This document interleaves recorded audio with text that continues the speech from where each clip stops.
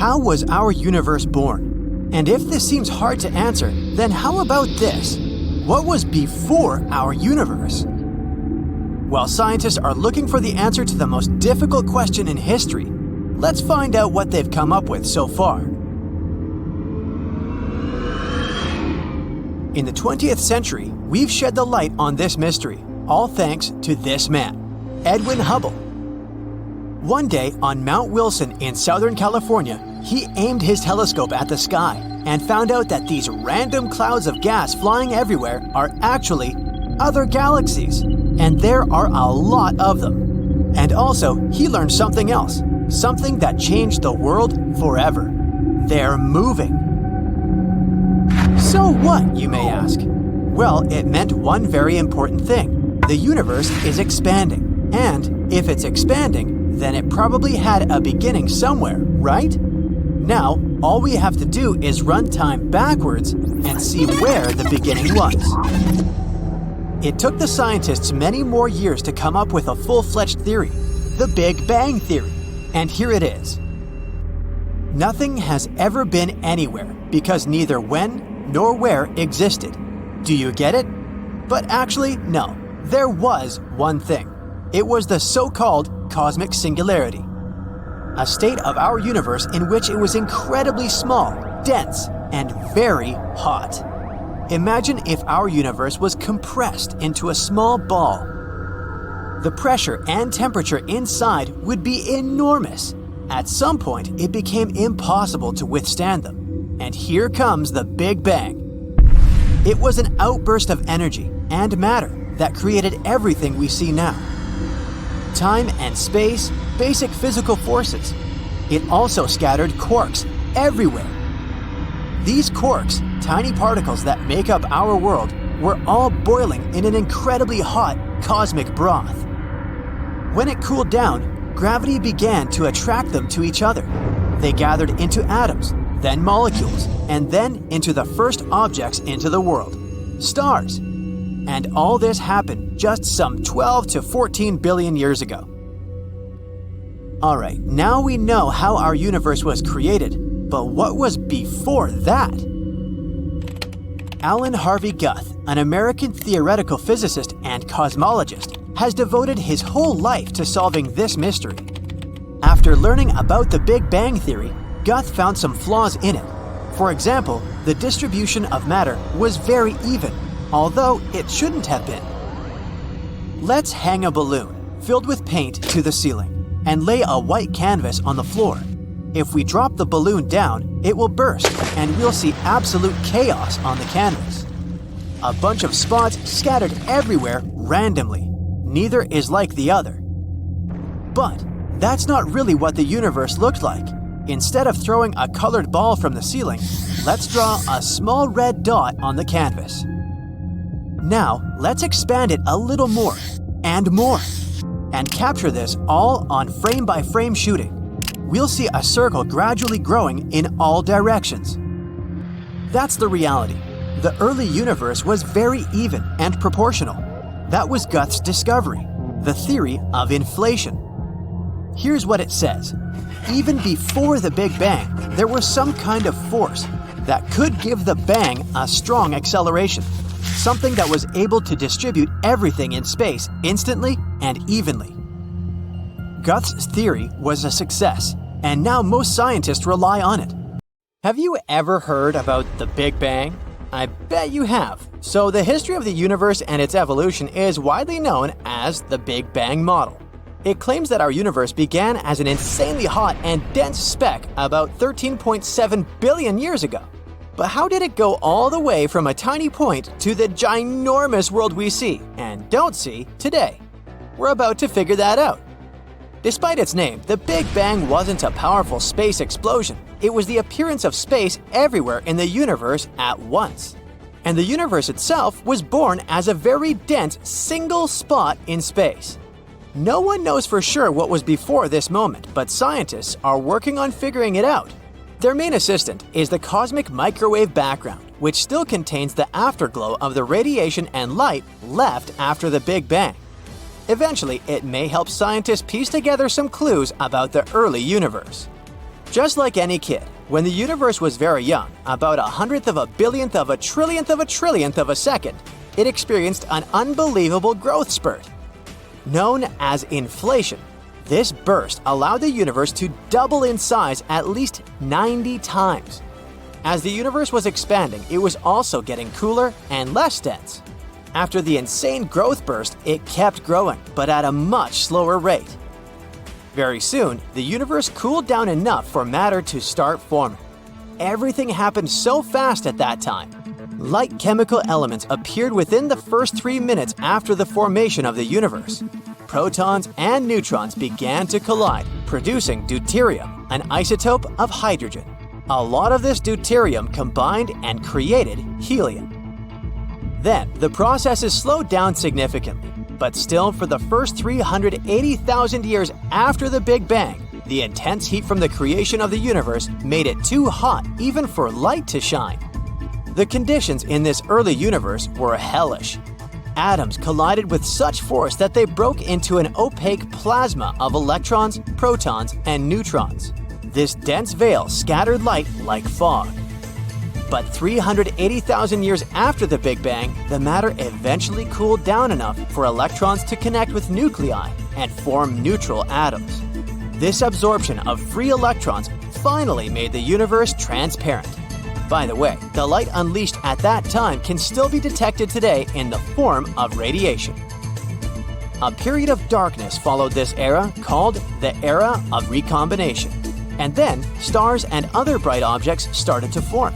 It happened about 400 million years after the Big Bang. This next period got the name reionization. Some time ago, scientists thought that it had lasted more than 500 million years, but new evidence hints that it might have occurred more rapidly than we thought. During this period, clumps of gas collided and created the first galaxies and stars.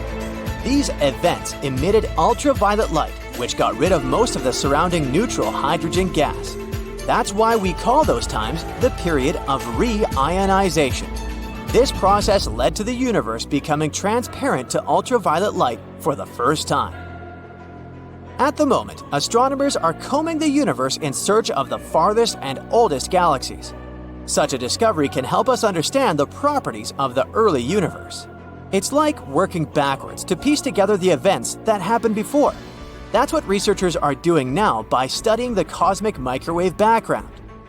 Our solar system was born around 9 billion years after the Big Bang, which makes it around 4.6 billion years old. As far as we know, our Sun, orbiting approximately 25,000 light-years from the galactic center, is one of more than 100 billion stars in our home Milky Way galaxy. The most popular idea is that the Sun, as well as the rest of our solar system, was once formed from a huge rotating cloud of space dust and gas known as a nebula. At one point, gravity caused this nebula to collapse. It started spinning faster and, eventually, flattened into a disk. Most of the material that made up the nebula got pulled towards the center of this formation, and that's how the Sun was born. At one point, scientists started thinking that there might be more mass in the universe than what we see. After some research, the concept of dark matter appeared. One theory stated that this mysterious stuff could be formed by some exotic particles. They don't interact with regular matter or light. That's why it's so difficult to detect them. Already in the 1920s, astronomers made an astounding discovery. Apparently, the universe isn't static. It's constantly expanding. Interestingly, when decades later, in 1998, the Hubble Space Telescope studied distant supernova, it became obvious that in the past, the universe was expanding more slowly than today. Why was this discovery so confusing? Because it was long believed that the gravity of matter making up the universe would slow down the expansion process, or even cause the universe to contract. That's why these days the concept has changed a bit. Everything on Earth and everything people have managed to see in space with the help of telescopes and other instruments is normal matter. It's made up of atoms and molecules and adds up to less than 5% of the universe. Around 27% of the universe is dark matter, and almost 3/4 of the universe is dark energy. Astronomers wouldn't even know the thing existed if, several decades ago, they hadn't found out that the expansion of the universe wasn't slowing down. Quite the opposite, it was accelerating. It meant that there had to be some enigmatic force counteracting gravity. It got dubbed dark energy. The European Space Agency's Planck satellite helped astronomers calculate how much dark energy the universe has to contain to explain the way its expansion is constantly speeding up. Scientists have also built models of how many giant stars formed and collapsed into black holes since the beginning of the universe. The conclusion is very exciting. The vacuum energy in these black holes is almost the same as the amount of dark energy that should exist in the universe.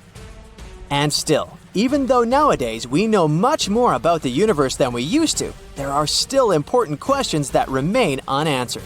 And, of course, dark matter and dark energy remain the biggest mysteries.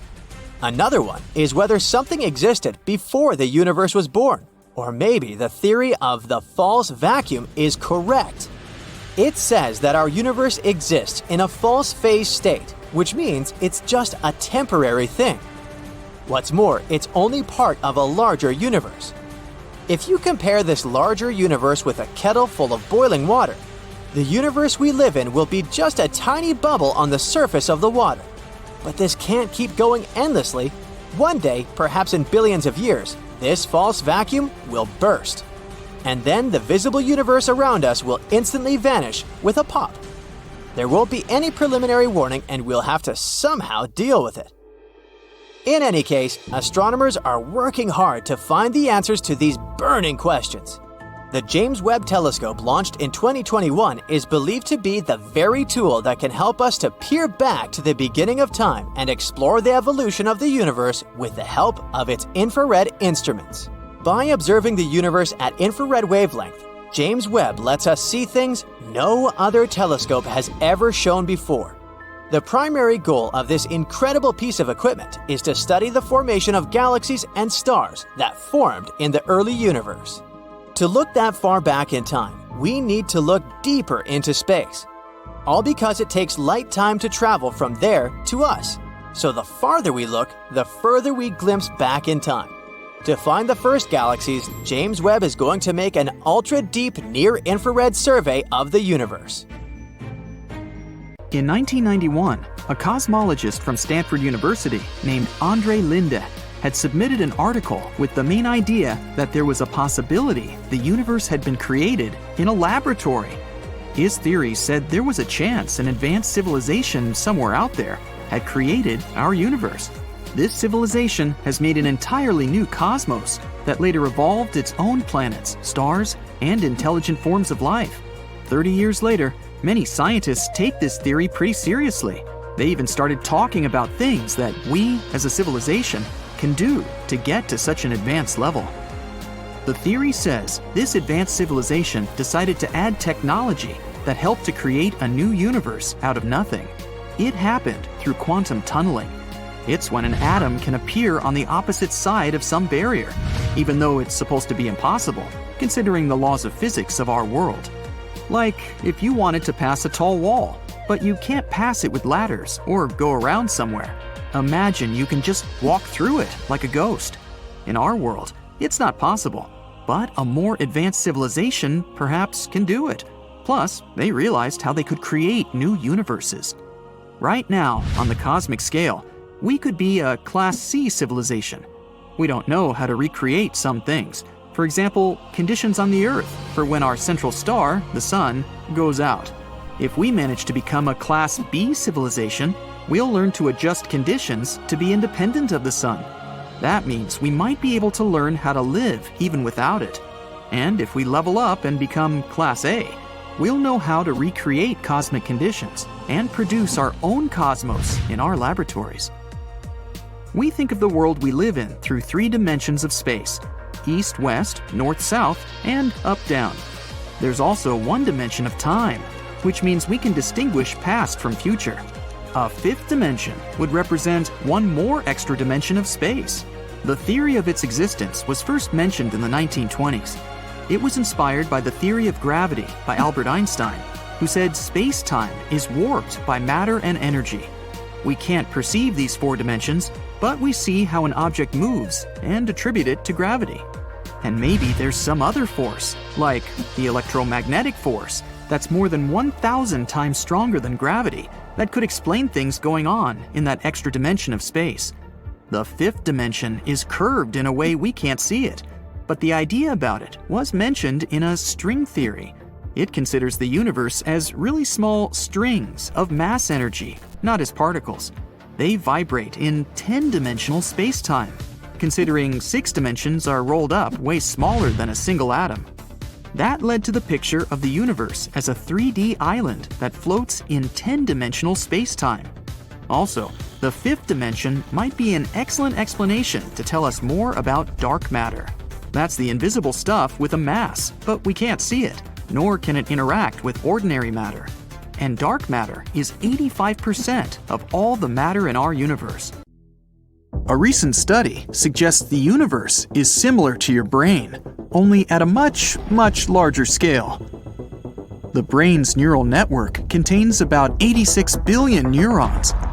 The observable universe has at least 100 billion galaxies. Both galaxies and neurons have a similar structure.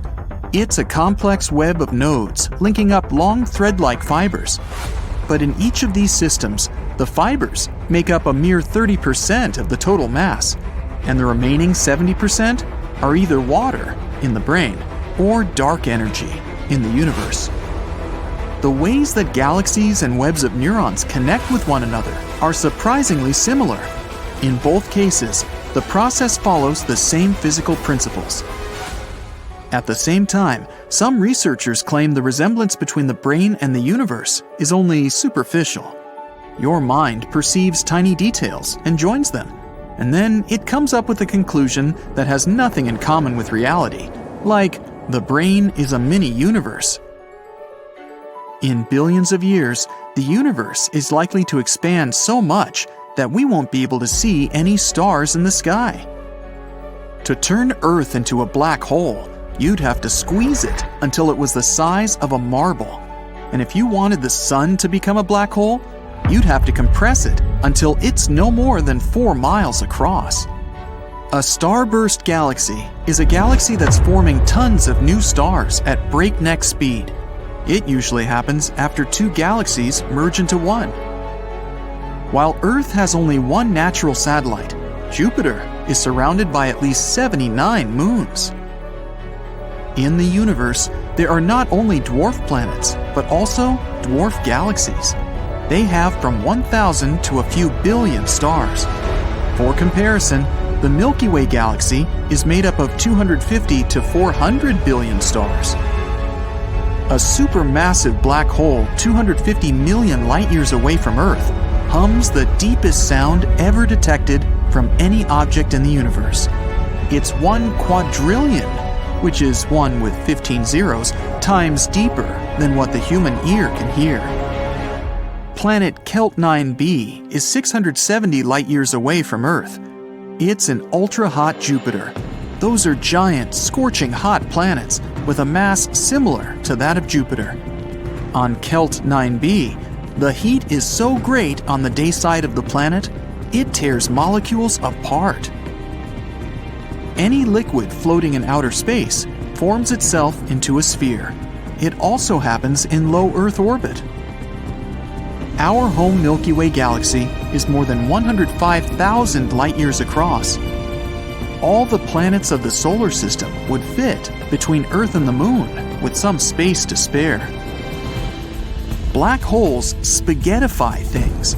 It happens when something gets past the point of no return.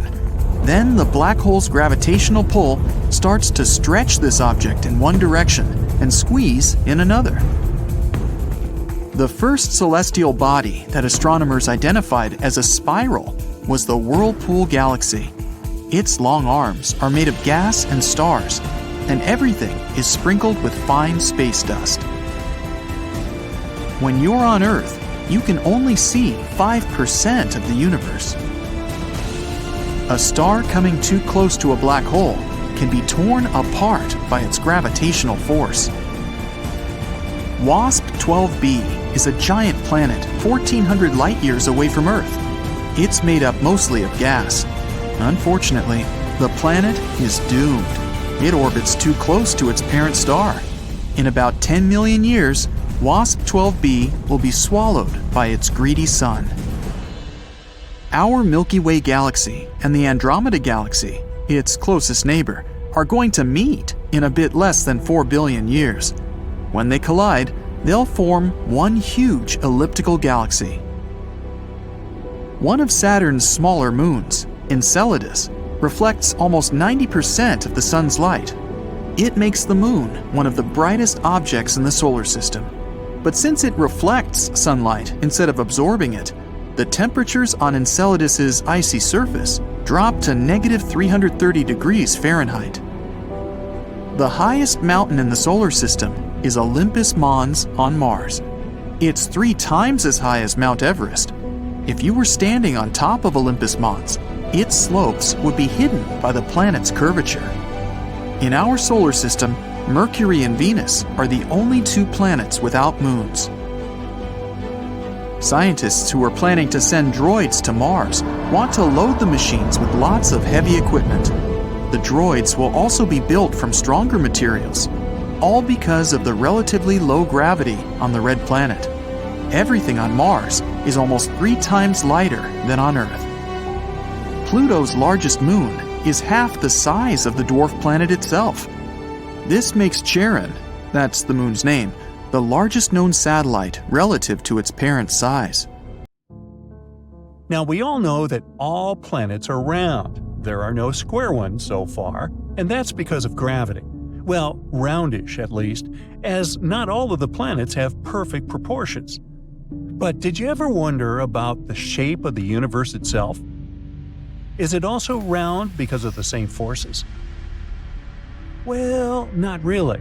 Based on what information we have so far, the universe is actually flat? According to the principles of general relativity, space has the ability to curve. This opens the door for the universe to have 3 potential shapes: a flat plane like a sheet of paper, a closed sphere like a bowl, or an open saddle-like curve. This isn't just a matter of academic interest, you know. The universe's shape has direct consequences on its ultimate destiny. One cosmologist from Princeton University explained it beautifully. The shape of the universe is a kind of map to its past and a predictor of its future. The questions of whether the universe will keep expanding forever or collapse at some point, and if it's finite or infinite, all circle back to the question of its shape. Now, to wrap your head around this cosmic question, you need to understand 2 key elements: the density of the universe and its rate of expansion. Let's dig into this a little. Around 68% of the universe is made up of dark energy, while 27% is dark matter. The rest, which is normal matter, if you'd like, makes up the stars, planets, and other cosmic bodies we're familiar with. When we talk about the density of the universe, we're referring to the quantity of normal matter packed into a given volume of space. Now, if the universe is denser, it also has more gravity. In this case, the gravitational pull can overcome the force of expansion, so the universe curls up into a sphere. This shape is known as the closed model, where the universe ends up looking like a gigantic cosmic ball. Imagine a world that's finite but without boundaries, a contradiction for sure. In this model, an adventurous explorer could travel forever through space, never bumping into a wall or falling over an edge. Alternatively, if the density of the universe is low and not enough to halt the expansion, then space distorts in the opposite direction. This results in an open universe with negative curvature that resembles a saddle, like on a horse. Despite these 2 potential scenarios, most scientists agree that the density of the universe is just right, which means it expands proportionally without curving. But what does it mean if the universe is flat? It doesn't mean we're living in an infinite sheet of paper. To understand it, consider these analogies. Imagine you're in a square room. walk 10 steps to the next corner, make a 90-degree turn, walk another 10 steps, and repeat this process twice more. You end up back at your starting point, completing a square. Add another dimension to this geometry, since we're not 2D creatures, and whoopee, you have a flat universe. This analogy wouldn't hold up in a curved space. If you have a terrestrial globe at home, you might find it easier to understand this next experiment. Start by placing your finger at the Earth's equator, then trace a line to the North Pole, make a 90-degree turn, and return to the equator. Make one more 90-degree turn and walk back to your starting point. This journey only needed 3 turns, unlike the 4 turns in the flat universe scenario. Still struggling to understand? Here's another way to picture it. In a flat universe, 2 rockets traveling side by side will always remain parallel. This is in contrast to a closed universe, where the rockets will travel along the curve of space and eventually meet where they started. In an open universe with negative curvature, the rockets will gradually drift apart and never cross paths again. So, is there a cosmological crisis at hand? It seems the answer to the shape of our universe is encoded in the cosmic microwave background, also named CMB, which is like the universe's fossil record. Over the past few decades, scientists have measured temperature fluctuations in the CMB to find almost no curvature, indicating a flat universe. Now, the concept of a flat universe is crucial to the standard cosmological model. However, in late 2019, scientists from a university in Rome published a paper arguing that current CMB measurements actually indicate we're really living in a closed universe. How did they figure this out? Well, they looked at how light behaves in the universe. Specifically, they analyzed how light bends because of the gravitational force of matter in its path. Either way, apart from this finding, there's nothing else that would suggest we're living in a closed universe. Most scientists believe this recent discovery is nothing more than a statistical anomaly. But if the closed universe theory turns out to be right, it would shift decades of astronomical findings. If the universe is indeed curved, it must be so large that the observable 93 billion light-years aren't enough to reveal its curvature. It could be similar to standing in a fog, only able to see a small, flat patch of land. Yet somewhere out of sight, the horizon reveals that we live on a sphere. As we continue to probe the cosmos, we might find that the apparent flatness of our universe is just a small part of a much larger, curved cosmos. Its shape is just one of the many things we've yet to figure out about the universe. We can't quite put our finger on why the universe is even here, for instance. We do have some theories, but scientists are yet to be sure. It could be that the universe is like a pop-up, materializing out of an unstable nowhere land. Imagine the emptiest emptiness you can think of, suddenly churning out matter and energy in equal and opposite amounts that tally up to zero. For most of us, it's hard to picture that process. If we follow this theory, who's to say there's only one universe? We might be just one of an enormous collection, a so-called multiverse. For now, we'll just have to wait for the next wave of cosmic measurements to refine our theories, and for scientists to come up with hypotheses that aren't just mathematically pretty, but actually testable. Also, how could we possibly know all the secrets of the universe if we don't completely understand our own biology yet? I mean, if we did, we could, theoretically, solve all of our health problems, right? We might even be able to play around with our DNA, like this molecular Lego, and give ourselves naturally purple hair or red fingernails. Well, time for a reality check, as we're still struggling with this one too. Here's a great example: our microbiome. Our bodies, home to 10 trillion human cells, are also an active city for 100 trillion microbial cells. That's a couple of pounds of bacteria and other microbes, which we absolutely can't do without. They've set up shop in our bellies, lungs, noses, and every other hidden nook and cranny. We're like luxurious cruise ships for these tiny microbial tourists, and we still don't fully understand the implications of this symbiotic relationship. There are still a lot of things we don't know about planet Earth either. We've only ever dipped our toes into Earth's crust, never venturing more than a few miles deep.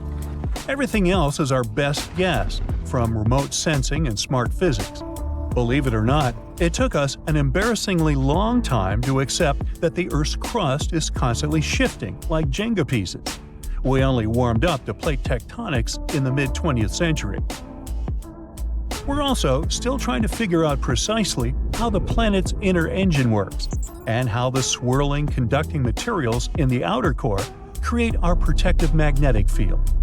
Plus, with 4.5 billion years of geological chaos, we're sometimes better off studying meteorites or the surfaces of other celestial bodies for clues about our planet's history. Even our faithful companion, the Moon, is a bit of a mystery.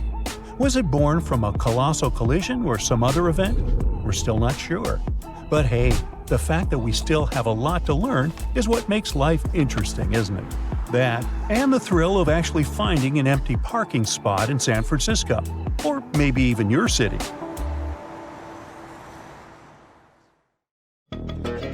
Empty space is not really empty. At least, that's what quantum field theory says. It's actually filled with tiny vibrations that can turn into virtual particles if they have enough energy.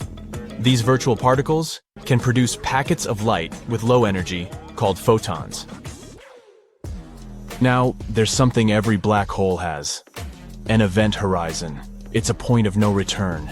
That means once something crosses that point, it can never get away. Not even light. And there's an insanely strong gravitational force around the event horizon. Black holes survive by gobbling up gas and stars around them. In most cases, a black hole has a swirling disk of material that surrounds it, called an accretion disk. It glows brightly as all those things that come too close to an event horizon get heated up and torn apart before the black hole swallows them all. As material comes closer, it starts to travel and move faster and faster, going all around the black hole. This makes the accretion disk glow and at the same time outlines the shadow of the black hole, which is basically the very event horizon we're talking about. Black holes might even want to hide, but they do so awfully badly. According to Einstein's theory of general relativity, gravity bends and warps space and time. It means that the closer you come to this extremely powerful gravitational pull around the black hole, the more twisted space and time around it become. That's what Stephen Hawking was talking about nearly 50 years ago, and it doesn't stop there. He also suggested that if these particles find a way to escape a black hole, they steal some of its energy. And because of these thieves, the black hole loses its energy as time goes by until it, at one point, completely disappears. He suggested that black holes release energy in the form of thermal energy or heat, which is called Hawking radiation. And this radiation doesn't carry any information. It means that when a black hole evaporates, it destroys all information it had about the star that created the black hole. That way, we can't know what really happened. And it's kind of confusing because the laws of quantum mechanics say the information can't be destroyed. This conflict is something we call the Hawking information paradox. According to Hawking, all this information isn't really lost, but is stored in a cloud of all those zero-energy particles that surround the black hole. He called that soft hair. Now, there's this new study as a possible solution to this paradox. Maybe Hawking radiation is non-thermal. Instead of just releasing plain heat, it's possible the black hole sends out a message in the form of radiation. This message contains important information about the black hole's past, the stars that formed it, and other details we thought were lost forever. It's like a secret code that tells us all about the history of the black hole. The universe is three-dimensional. Okay. No, the universe is four-dimensional. 3 dimensions for space and 1 for time. Okay, duh. What are you talking about? The universe has 9 dimensions. Okay. Come on, guys. The universe is flat. Wait, what? However strange it may sound, all these statements are kinda true. How come? The theory of general relativity allows for the universe to take one of three forms. It can be flat, like a sheet of paper. It can be completely closed, like a sphere. Or it can be shaped like a horse's saddle. It's very important to figure out the shape of the universe. This way, we can learn about its past and future. It can answer crucial questions. Is the universe going to expand forever, or will it eventually collapse? Is it finite or infinite? Here, we need to consider two factors: the density of the universe and the rate of its expansion. Now, hear me out. About 68% of the universe is dark energy, 27% is dark matter, and the remainder is normal matter. That's what stars, planets, and our bodies are made of. And when we speak about the universe's density, we mean the amount of matter packed into a given volume of space. And the density of the universe is so great that its gravity is more powerful than the force of its expansion. Then the universe will curl into a sphere. This is what we call the closed model. The coolest thing about such a universe, even though it is finite, it has no bounds. However paradoxical it may sound, if you found yourself in this universe, you would travel its space forever without falling over an edge or hitting a wall. But if the density of the universe was low, it would be unable to stop its expansion. In this case, space will warp in the opposite direction, creating an open universe shaped like a saddle. But the most popular theory, and the most bizarre-sounding one, is that the universe is flat. It might be possible if its density is just right, and it expands in every direction without curving negatively or positively. Scientists claim that it's the most plausible scenario, by the way. So, if you're disappointed by our planet's roundness, the flat universe might come as some consolation. But what does a flat universe mean? I mean, our 3D world seems very real. Can it be just an illusion? Nah. The flatness of the universe isn't that two-dimensional flatness you might be imagining right now. To help you understand this concept better, I'll tell you this. In a flat universe, two rockets flying next to each other will always remain parallel. In a closed universe, their paths will diverge, and they will follow the curvature of space and eventually make a loop and meet where they started. And in an open universe, these rockets will separate and never come across each other again. Of course, it'll take a lot of time to prove that the universe is indeed flat. But so far, astronomers don't have even the slightest reason to doubt this theory. All the data they have is consistent with this flatness. For example, the imprints left on galaxies from sound waves that occurred right after the Big Bang also support this theory. In other words, right now, scientists agree that the universe we live in is like a three-dimensional sheet of paper. Good luck trying to imagine this. But if this idea is wrong and the universe is actually curved, it must be ginormous. Because those 93 billion light-years we can observe aren't a large enough portion to let us see even a tiny curvature. So, it might be wrong to say the universe is flat. It's probably better to announce that the little bit of the universe we see is flat.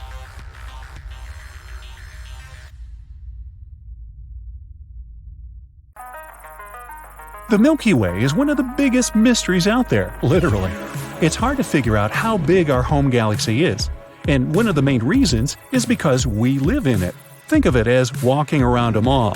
You can tell it's big, but you can't be certain until you actually see it from a bird's eye view. The Milky Way consists of billions of distant stars that look like a string of lights from afar. So you just need to measure the distance between these stars and voila, you have the answer. Not really. I might have forgotten to mention opaque clouds of dust blocking your view. Some scientists were stubborn enough to run computer models of how galaxies form and evolve. There's a halo around our galaxy, so the scientists wanted to see if there was some sort of a dead end in the Milky Way. They found out that the Milky Way spreads for 100,000 light-years away from its center.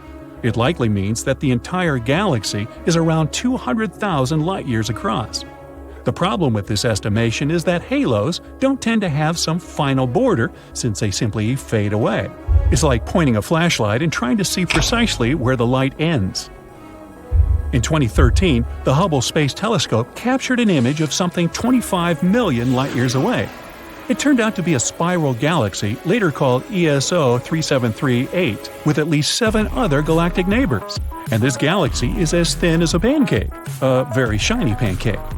The telescope also took a photo of another galaxy cluster 65 million light-years away. It was called IC 335. It's another glorious glittering pancake floating in the vastness of space. The images the telescope took aren't the most accurate. It's hard to tell what exactly you're looking at. These disk galaxies have lots of dust clouds that can stretch for hundreds of light years across. They're mainly located near the centers of galaxies and are invisible in regular light, but they can be detected with the help of a blue filter. Anyway, this IC 335 galaxy is an oval disk with huge clouds of gas and dust. This means stars constantly appear there. But not all galaxies create stars. A galaxy is born as a giant ball of slowly rotating gas that is steadily collapsing in on itself. As it starts spinning faster and faster, the pancake shape is formed. Ooh, pass me the syrup. It's like spinning pizza dough in the air after rolling it into a ball. The topping is stars, and the sauce is clouds of dust and gas. Are you getting hungry like me? Some galaxies can lose their gas and dust if they become part of a galaxy cluster. Then all these mini-galaxies orbit their common center of mass, with gas separating them. When a disk galaxy dashes through them like a speeding train, the pressure can blow away this dust and gas. From far away, it looks like you're staring at a DVD you're about to play. But if you traveled millions of light years to get a closer look, you'd see a dim disk filled with stars. You wouldn't even be able to tell you're inside it. You'd also see a bright blob of dust left by the red giants in the middle of the galaxy. Red giants are massive and very bright stars with low surface temperatures. But the images of these galaxies don't actually show us their real color. Cameras make up some of these hues so that you don't have to look at something fuzzy or grainy. People don't actually know the real colors of distant galaxies. Our galaxy has a lot of gas inside, like me, so we don't need to expect our home to dry up anytime soon. In fact, the Milky Way still produces new stars, around 7 a year. But some galaxies fade out when they can no longer create stars. In the industry, they call it strangulation, and it happens when galaxies run out of gas, which means there's no more new material that can be used for star making. Gas and dust aren't the only things you can find in a galaxy. Just like a magician pulling a rabbit, flowers, or other things out of their magic hat, galaxies have other surprises, like planets, those balls of matter spinning around themselves and around other things. Well, technically, planets are far from being perfectly round in shape, but they aren't also flat like spiral galaxies. It's mostly because of gravity. Its force is so strong that a planet pulls everything towards its center, taking the shape of a sphere. In the process, all the edges and anything else that might stick out gets smoothed out. But the smaller a space body is, the less round it is. Take a comet. It doesn't always have a smooth surface. It's small, and therefore, its edges are rugged and pointy. Given the size of Earth, it's safe to say the gravity is strong here compared to that of the Moon or any smaller-sized space object. And because of our planet's constant rotation, there's an outward bulge on Earth. This tug-of-war between the gravity pulling inward and the planet's spin doesn't allow Earth to be a perfect ball. On top of Earth not being a perfect sphere, the planet is also tilted. This design flaw is responsible for the seasons we have. This tilt could happen because millions of years after Earth was formed, it probably collided with a protoplanet, a large space body developing into a planet. Venus is unique because it rotates backward compared to the rest of its peers. If you were standing on Venus, the hottest planet in our solar system, you'd see the sun rise in the west and set in the east. But you'd have to make it on time to observe this phenomenon. A day on Venus lasts for more than 240 Earth days. For a long time, scientists believed that the sun's strong pull on Venus was responsible for such a long day. But new theory claims that Venus used to spin just like Earth and the rest of the planets. But at one point, it just flipped its axis 180 degrees. It doesn't mean the planet abruptly stopped halfway through the rotation and started to move backward. One theory suggests that a large comet or object struck the planet in the past. This might have caused it to change the direction of its rotation, but many scientists doubt this theory. If you observe the moon for some time, you may notice that it's the same face staring at you every night. The truth is that the moon does rotate, but very slowly. It takes our planet's natural satellite 27 Earth days to rotate around its axis. Plus, the moon rotates at the same rate that it orbits Earth. The side we always see is called the near side of the moon, and the side that's not facing us is, you guessed it, the far side of the moon. It also has the nickname the dark side of the moon. Uranus's rotation axis is 98 degrees relative to the plane of the solar system, which basically means that the planet spins on its side. For a while, scientists believed that a large object firing through space knocked into Uranus, causing it to tilt. But here's one problem. Uranus's moons are covered in ice. A collision so powerful that it made the planet tilt would have resulted in disrupting the moon's movement and their position. But they seem relatively untouched, and all the ice covering them is still intact. But any major changes happening with Uranus would have generated enough energy to melt the ice. Another reason for Uranus's strange position might be its rings. Yup, Uranus has rings just like Saturn, except they're lighter and fainter. Saturn's rings are mostly billions of chunks of ice and rock floating in orbit. Some particles can be the size of a pebble, while others can reach the size of a house. Wow. Other particles are broken-up comets, asteroids, and moons torn apart by Saturn's gravity. If you observe the rings from afar, they look like colorful stripes made up of thousands of different streaks, but there are actually only 8 layers of rings.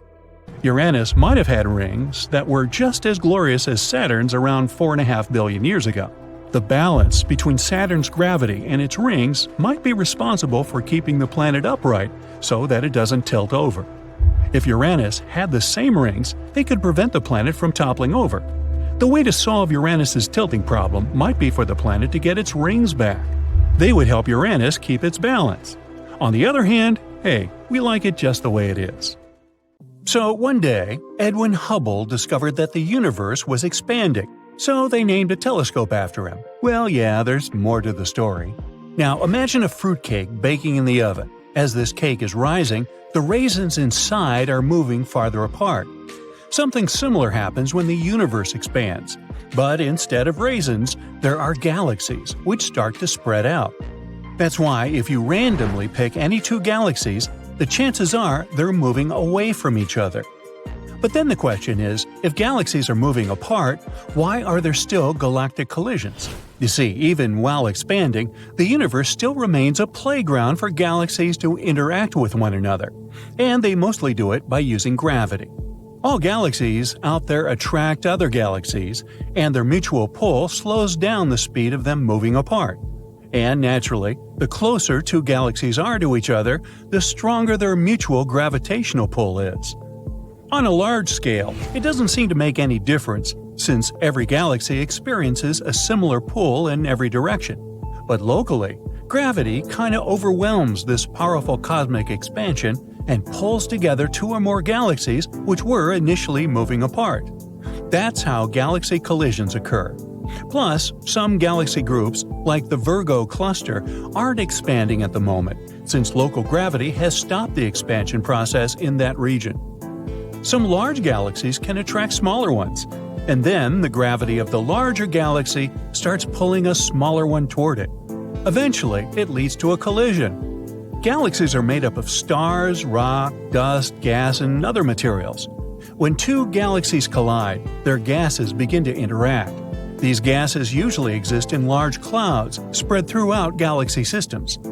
Because of their size, large clouds of gases are more likely to run into large clouds of gases. Then they start getting denser and experience more pressure. Or the combination of gases can cause waves, and the gases can collapse on themselves. Both of these processes lead to the formation of new stars. If 2 colliding galaxies are of the same size, many new stars are likely to form, making the galaxies shine even brighter. But if the speed of these 2 galaxies is too high, the newly formed stars can go right out after they appear in the sky. As 2 galaxies start coming closer to each other, they begin to stretch and deform, creating arms or tails. As a result, an elliptical galaxy can form, or the collision can form a new supergalaxy. In this case, stars from each galaxy will have to find a new place within this gigantic space formation. But of course, there are tons of galaxies that have never collided with others. That's because galaxies are actually relatively small targets in our gigantic universe. They form groups of small clusters where dozens, hundreds, or even thousands of galaxies gather together. Gravity holds them tight together, just like the solar system stays together thanks to the sun's gravity. Galaxies roam within these groups and clusters in a disorganized way. Naturally, collisions are bound to occur, but since galaxies are tiny compared to all that space they live in, massive mergers don't happen often. I'm talking about those collisions between equal-sized galaxies that shake things up on a grand scale. Of all the environments galaxies can live in, the most dangerous place is a group. Because solitary galaxies, living out in the field, seldom cross paths with others. As for galaxy clusters, they are indeed crowded. But galaxies in them move at such breakneck speeds that even if two of them meet, they'll simply race past each other without any dramatic consequences. But groups of galaxies are a different story. There, galaxies move comparatively unhurriedly. It makes it more likely that two galaxies in a group will not only come close to each other, but also get caught in their mutual gravitational pull for a prolonged time. And what will happen if two galaxies come close enough to collide? Well, the best way you can imagine such events is by thinking of them as merges rather than collisions. Galaxies are very spacious, and it's more likely that the stars they contain will just pass by each other. Let's talk about a galactic collision that, according to astronomers, is going to happen in several billion years or so. And our home Milky Way galaxy is going to take part in this space event. But don't worry, we still have some time to brace for the impact. Interestingly, there might be not one, but two collisions. And the first one might happen around, 2 billion years from now, when the Milky Way will collide with the large Magellanic Cloud. This spiral of stars and dust is floating in space about 160,000 light-years away from our galaxy. And although right now this distance is totally safe and you have nothing to worry about, in approximately 2 billion years, the two celestial bodies are likely to collide. And what a view it's going to be! Imagine the Milky Way nearing the smaller galaxy. The supermassive black hole residing in the center of our galaxy will wake up and start gobbling up the stars and gas clouds of the large Magellanic Cloud with enthusiasm. Thanks to this new food source, the hole will grow way bigger than it is now. It might even turn into a quasar, one of the brightest things you can find in the universe.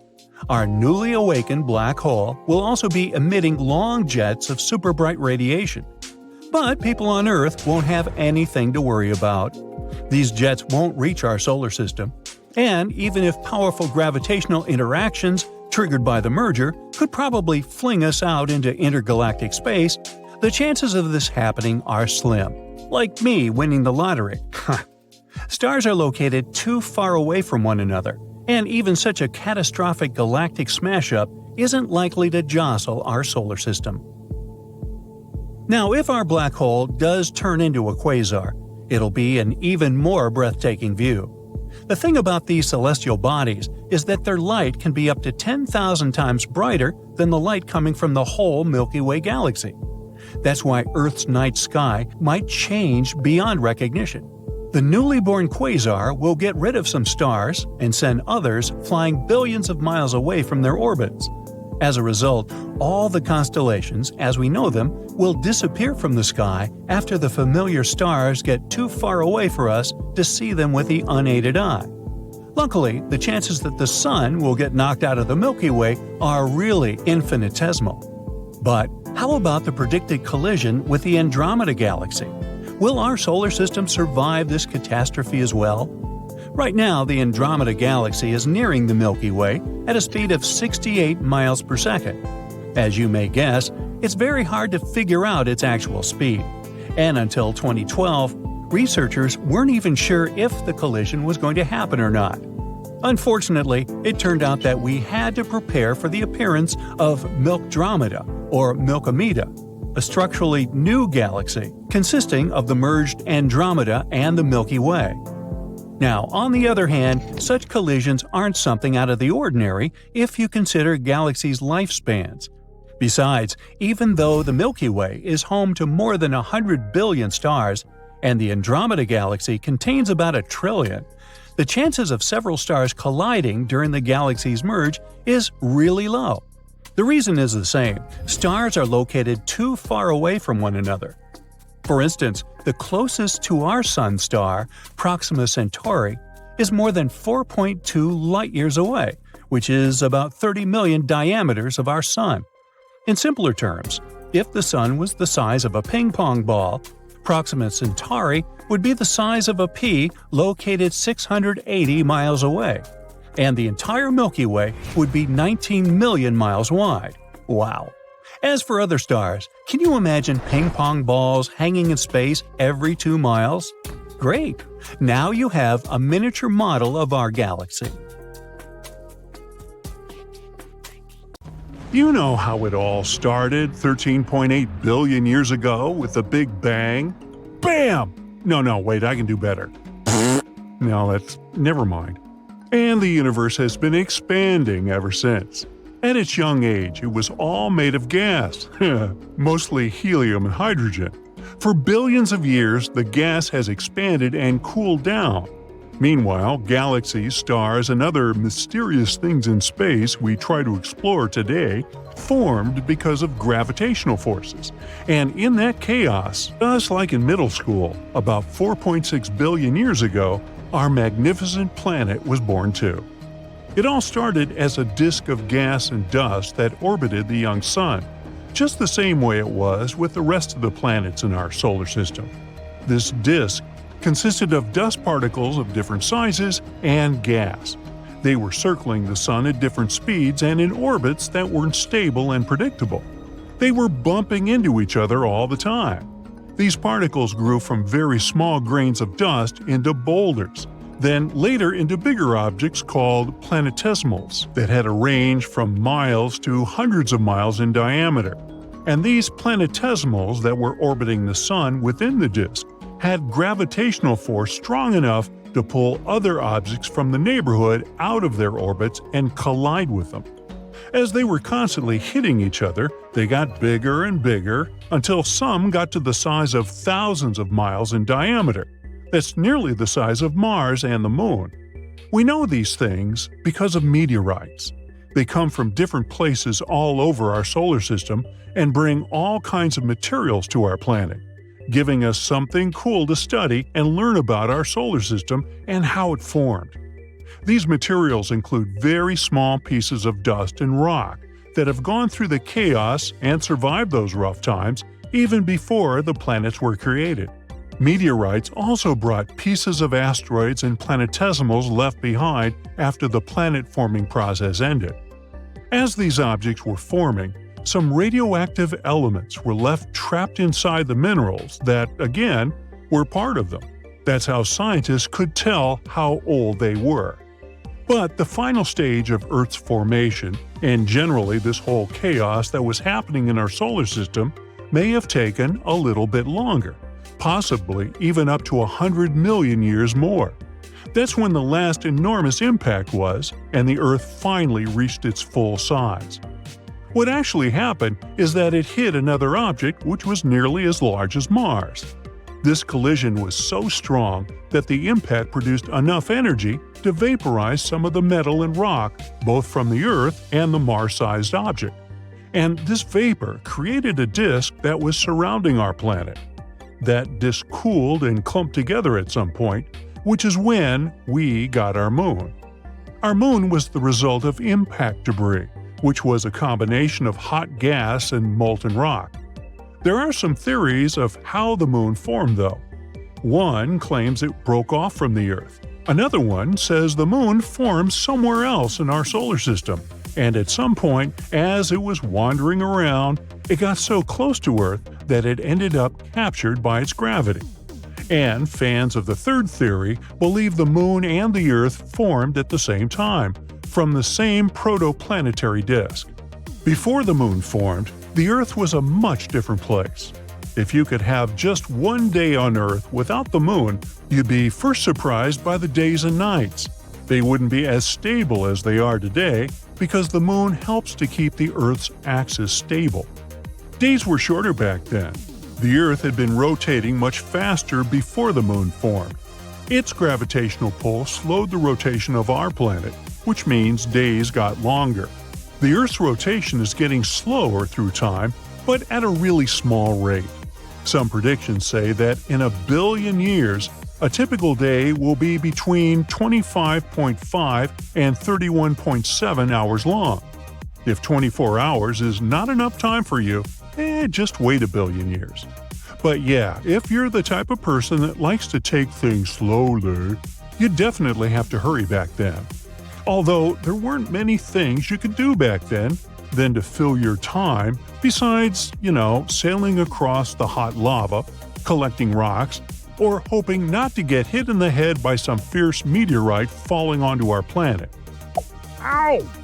But if you were patient enough, maybe you'd see something really cool: water coming onto our planet for the first time. There was a rain of fiery meteors coming from the sky, and they kept slamming into our young Earth. It looked devastating at first, but some of this falling debris probably held water. Many believe the asteroids and comets that bumped into our home planet carried tiny amounts of water. But considering this meteorite shower lasted more than 20 million years, maybe even up to 200 million years, it's not that unusual that after a while, puddles of water started to collect across the surface. And as the water evaporated within the atmosphere, it would fall back down, forming lakes, rivers, seas, and eventually oceans. Only at that point, there was a chance for some primitive life to evolve sometime in the future. Earth started its transition from a hot ball of magma to the world we know today. Before that, it would be too hard for life to exist there. Even if it had happened somehow, all those meteor and asteroid collisions would have probably destroyed it. Also, you wouldn't be able to survive without an oxygen tank. The Earth did have an atmosphere, but it wasn't like the one we have today. Scientists believe it was composed of water vapor, methane, ammonia, and some other gases released from volcanic activity. Basically, it was too toxic, since there were volcanic eruptions all the time. And the temperatures were way higher, so just standing at these early stages of Earth wouldn't be such a pleasant experience. Also, there could even be some form of life at that time. In its early stages, when everything was so chaotic, it wasn't covered in oceans, trees, or stunning landscapes like today, but in molten magma. I mean, the earliest form of life we know about are fossils of microorganisms found in hydrothermal vents, and they're thought to be 1.4 billion years old. And scientists assume the earliest time for life to show on Earth could be 4.2 billion years ago, give or take.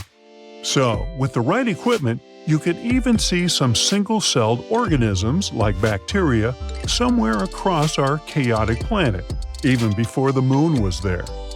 The Moon's gravitational pull on the Earth creates tides in the ocean, which means it probably helped mix and circulate ocean water, maybe even shape them. The tides without the Moon would be much smaller, because the gravitational pull is what causes the tides to rise and fall. The Moon also affects life in the ocean. Over time, animals in the ocean have changed and adapted to the changing water levels caused by the Moon's gravity. Even just the moonlight has a big effect on sea creatures.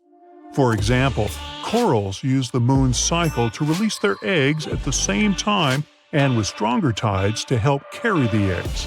Baby sea turtles use the Moon's light shining on the water to guide them from their nests to the ocean. Who knows which directions life on the Earth would have taken if, at some point, billions of years ago, we didn't get our lunar buddy to follow us along the way.